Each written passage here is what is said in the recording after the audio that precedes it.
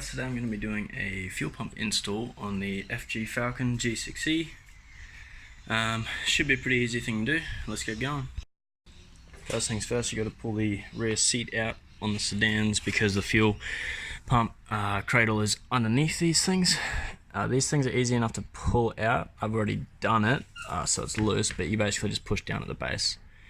Push to the back of the car and it pops straight up. So get this out of here now. Now the seat's out, this is what it looks like under here. This here is what you're looking at for your fuel pump cradle. So now we got to pop this bad boy out. I just realised I haven't even shown you guys the pump yet. Here we go. Here's a Walbro 460. Oh God, I gotta open it. It is EP4 compatible.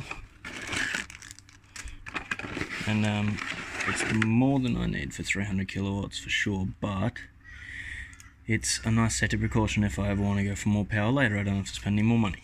So I'm pretty happy with it. Now, what am I up to? The seat was off. You just pop off this cap. It's relatively tricky, but we'll get there. Now we're at the actual cradle. Alright, cradle's out with the pump in it. We got it out there as a tank of fuel, so I put shit on top of it so stuff doesn't get in. It's a bitch to get that ring off that locks it in, but we got there, didn't we, Millie? Yeah. Well, this turned into a fucking mission. Basically, the cradle doesn't split with these fuel lines because you can't undo them. You basically just have to cut them, which means I won't be able to actually get it done today. I'm going to have to go tomorrow and get some proper fuel lines to redo. But what I've done is, at the bottom of the cradle is a feed and return. Apparently you're supposed to drill out on your right hand side the hole there to about 4mm when you put a big pump in so it doesn't pop off the lines.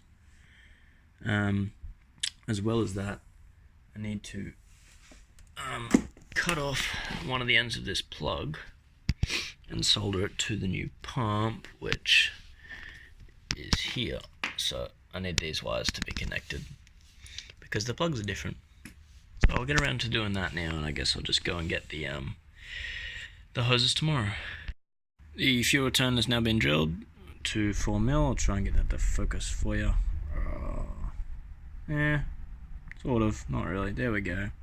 Yep, so that's drilled to that. Now on to soldering. And now the pump has been soldered and heat shrinked, and it looks freaky fresh. So I think that's about all I can do tonight, unfortunately. It's dark outside now.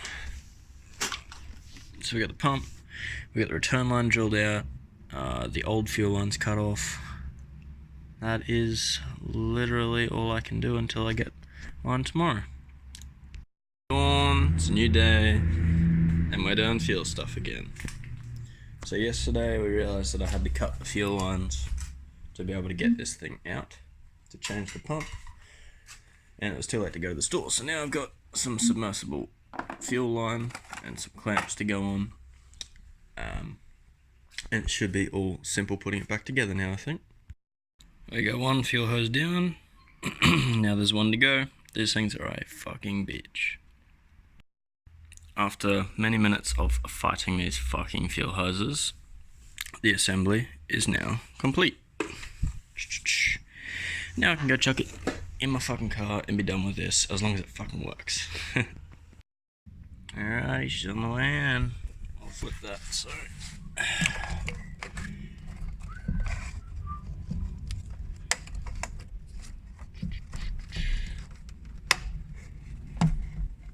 So it's gonna sit down like that. Should be alright. Alright people, so this bad boy is in, all plugged up now, and I know it's working because I just tested the thing. I did have to go and check the fuel pressure regulator because the bigger pump means there's more pressure, which means that I had to change the amount of fuel it was regulating because it was not letting enough back into the tank. More pressure at the rail, blows off fuel lines, all that sort of shit.